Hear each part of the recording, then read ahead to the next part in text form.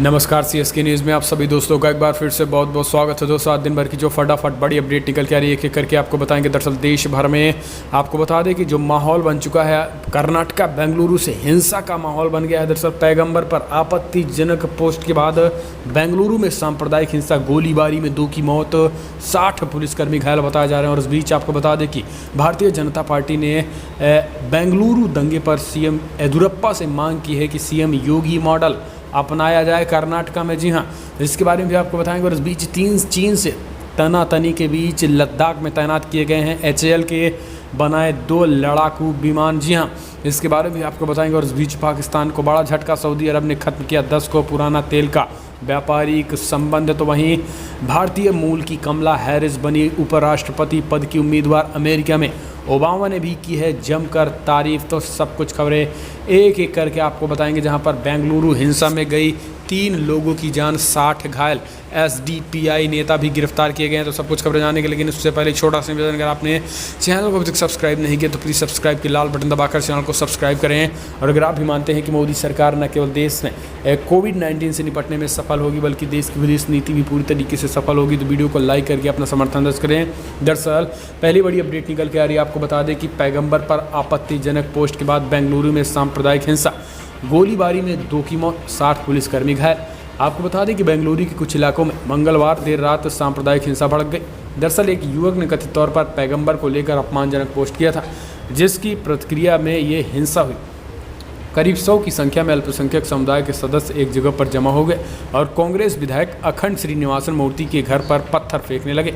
इतना ही नहीं, डीजे हल्ली और केजी हल्ली पुलिस स्टेशन पर भी पथराव किया। मूर्ति उत्तरी बेंगलुरु के पुलकेशी नगर विधानसभा सीट से विधायक हैं।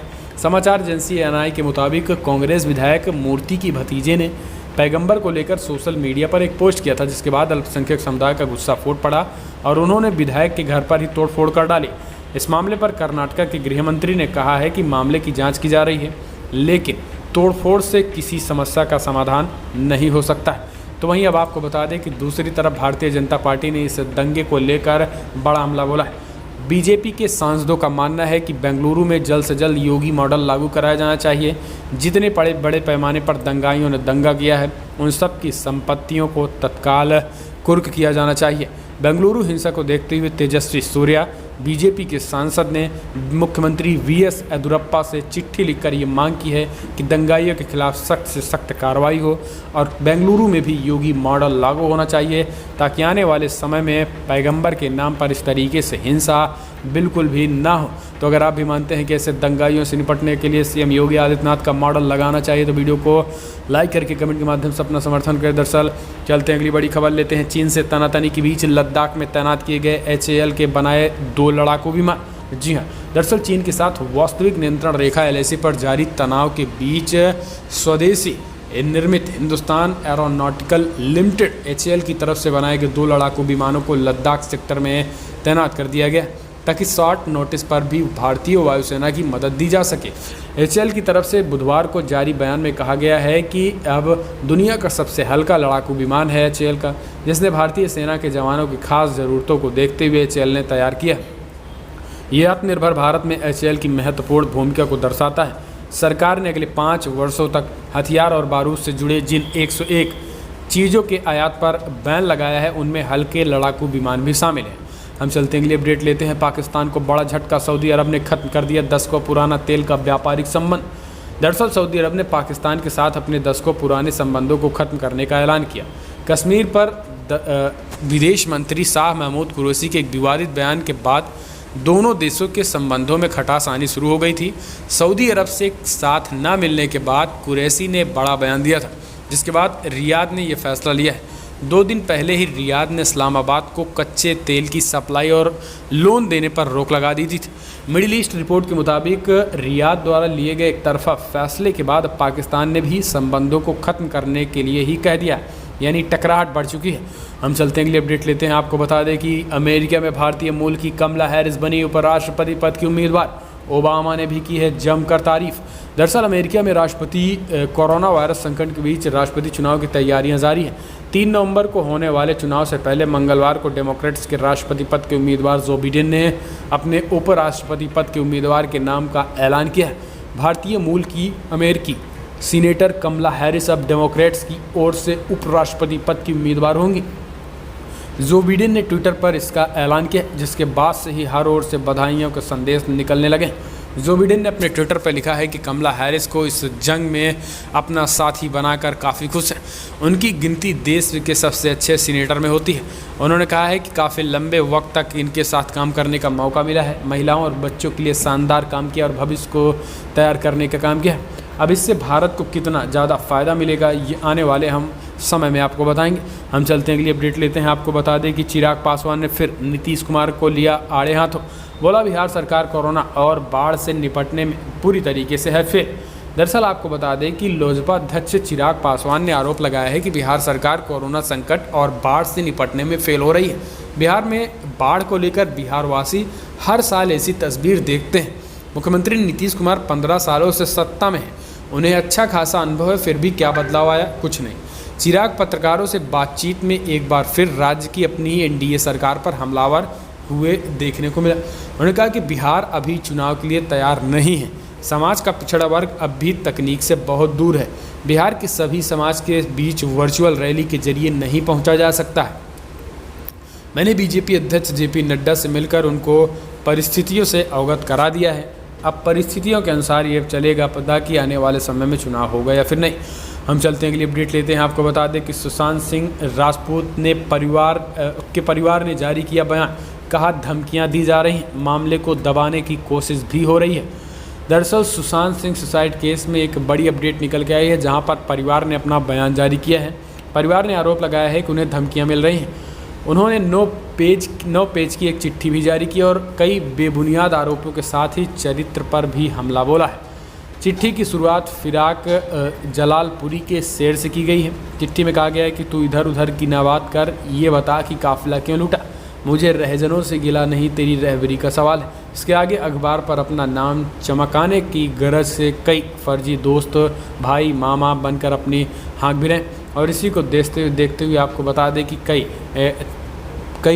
जिस तरीके से ये चिट्ठियाँ मिल रही हैं, ऐसे में पुलिस प्रशासन पर ये आरोप लगाया जा रहा है कि पुलिस प्रशासन मुंबई पुलिस पूरी ठीक से काम नहीं कर रही है और इसी की वजह से ये बड़ी अपडेट निकल के हम चलते हैं अगली बड़ी खबर लेते हैं। आपको बता दें कि बेंगलुरु हिंसा में 3 लोगों की गई जान, 60 घायल, एसडीपीआई नेता गिरफ्तार। जी हाँ, दरअसल बेंगलुरु में हुई हिंसा के मामले में स्थानीय पुलिस ने कार्रवाई करना शुरू कर दी है। पुलिस ने social democratic party of India के एक नेता को गिरफ्तार किया।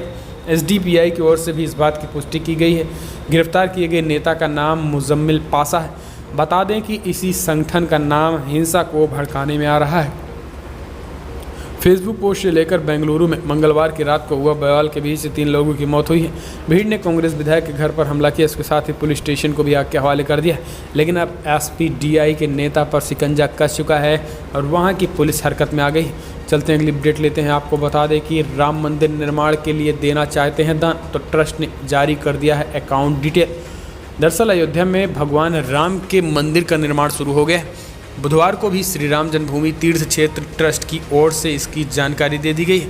5 अगस्त को प्रधानमंत्री मोदी ने अयोध्या में रामलला के दर्शन किए थे और राम मंदिर की भूमि पूजन करते ही नींव रखी थी। अब राम मंदिर का निर्माण कार्य शुरू कर दिया गया है। ट्रस्ट की ओर से बुधवार को अकाउंट नंबर और अन्य जानकारियां साझा की गई हैं, जिससे लोग दान कर सकेंगे। राम जन्मभूमि तीर्थ क्षेत्र ट्रस्ट के महासचिव चंपत राय ने बुधवार को एक वीडियो जारी किया, जिसमें उन्होंने कहा है कि 5 अगस्त को प्रधानमंत्री मोदी ने राम मंदिर के भूमि पूजन किया था और अब मंदिर का निर्माण कार्य शुरू कर दिया गया है। चंपत राय के मुताबिक करोड़ों राम भक्त राम मंदिर में योगदान देना चाहते हैं, जिसके बाद अब ट्रस्ट की ओर से दान करने की भी सभी जानकारियाँ दी जा रही हैं। तो एक बड़ी अपडेट हम चलते हैं अगली बड़ी खबर लेते हैं। आपको बता दें कि सुशांत केस में शेखर सुमन ने की रिया की गिरफ्तारी की मांग, बोले अब रिया नहीं होगी रिहा।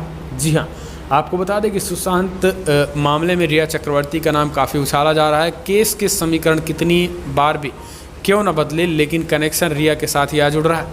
ऐसे में इस मामले में रिया की मुसीबत लगातार बढ़ रही है। अब एक्टर शेखर सुमन ने भी एक बार फिर से रिया के खिलाफ आवाज़ बुलंद की है।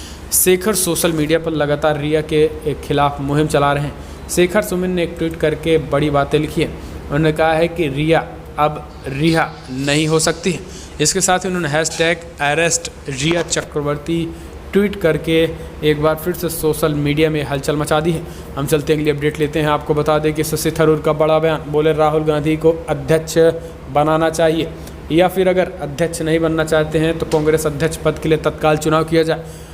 दरअसल कांग्रेस के अंतरिम अध्यक्ष के तौर पर सोनिया गांधी का कार्यकाल 10 अगस्त को पूरा हो गया है। इस बीच पार्टी के वरिष्ठ नेता शशि थरूर ने लोगों से कांग्रेस के लक्ष्यहीन और दिशाहीन होने की बढ़ती धारणा को खत्म करने के लिए पूर्वकालीन अध्यक्ष ढूंढने की मांग की है। थरूर ने यह भी कहा है कि उन्हें निश्चित रूप से ऐसा लग रहा है कि पार्टी का एक बार फिर से नेतृत्व करने के लिए राहुल गांधी के पास साहस, क्षमता और योग्यता है, लेकिन अगर इसके बाद भी ऐसा नहीं करते हैं तो पार्टी को एक नया अध्यक्ष चुनने के लिए वोटिंग प्रक्रिया का सहारा लेना चाहिए। तो एक बड़ी अपडेट निकल के आई है, शशि थरूर के तरफ से बड़ा बयान निकल के आया है।